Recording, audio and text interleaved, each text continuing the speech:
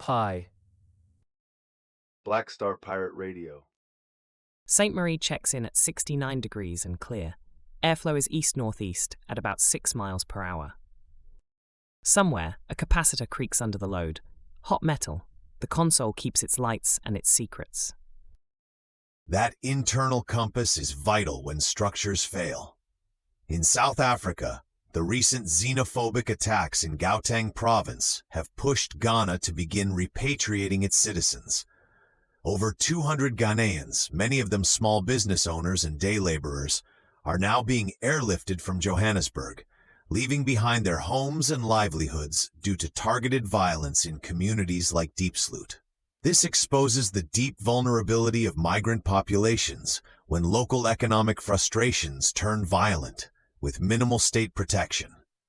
Ghana's immediate move is direct extraction, prioritizing citizen safety above all else, rather than relying on South African authorities to quell the escalating unrest. This isn't just about planes, it's about the rupture of the Pan-African dream. Imagine a bridge of boats built on mutual aid and cultural exchange, where communities offer safe passage and collective defense, not forced exodus. The current reality forces a retreat, a severance of ties established over generations, rather than building resilient intercommunity architectures. Patching in a caller, the contrarian. You're on the signal.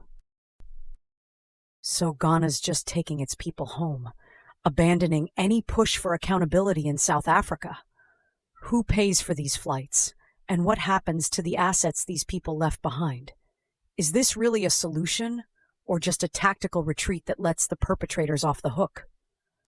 New tape on deck, Australia Politics Live. Rishworth says job seeker changes too. The cost of retreat, the weight of abandonment, the structural failure. From the streets of Johannesburg, we shift gears to the digital policy battlegrounds. Let's talk about the architecture of employment in Australia. Australia's Social Services Minister Rishworth is signalling changes to the job seeker program, aiming to tackle the varying quality of for-profit job providers. This is a crucial moment for discernment in social architecture. Cool down is when habits set. Swap the tiresome combo for a clean two-step people want to repeat. This move acknowledges systemic failures impacting hundreds of thousands of job seeker recipients, who often face significant barriers from providers more focused on administrative quotas than genuine employment outcomes. The current model, where providers receive per-placement payments, has led to concerns about parking clients in unsuitable roles or neglecting those with higher barriers. An independent audit last year cited numerous complaints about harassment and insufficient support, exposing the vulnerable to a flawed system. While a direct government-run employment service could bypass the profit motive entirely, the chosen path appears to be regulatory tightening on existing for-profit entities, potentially through new performance metrics or contract renegotiations, rather than a full structural overhaul. The narrative here is about dignity in work, or the lack thereof.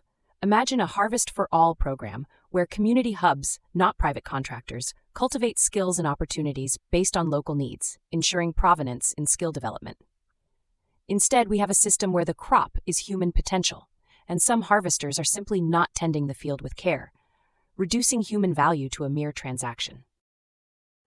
So, the government admits the system is broken, but they're just going to tweak the same for-profit model. What about the people who've been stuck in this varying quality for years? Will these changes actually lead to better jobs, or just more hoops to jump through for job seeker payments without any real change in dignity? More hoops, less dignity. A pattern we see repeating when profit motives override human need. From economic structures, we must confront the architectures of power that enable profound harm, even within trusted institutions. We turn now to a difficult truth from Northern Ireland. The trial of former DUP leader Jeffrey Donaldson is unfolding, with testimony painting a grim picture of alleged sexual assault. This forces us to examine the very foundations of trust in civic architecture. The silence around these breaches of trust the slow movement towards accountability, these are the foundational fissures we must expose and rebuild. Our internal compass guides us to build better, stronger systems that favor consent, provenance, and dignity, starting from within. That's the signal we're amplifying tonight on TogeeVision. Stay with us. Black Star Pirate Radio.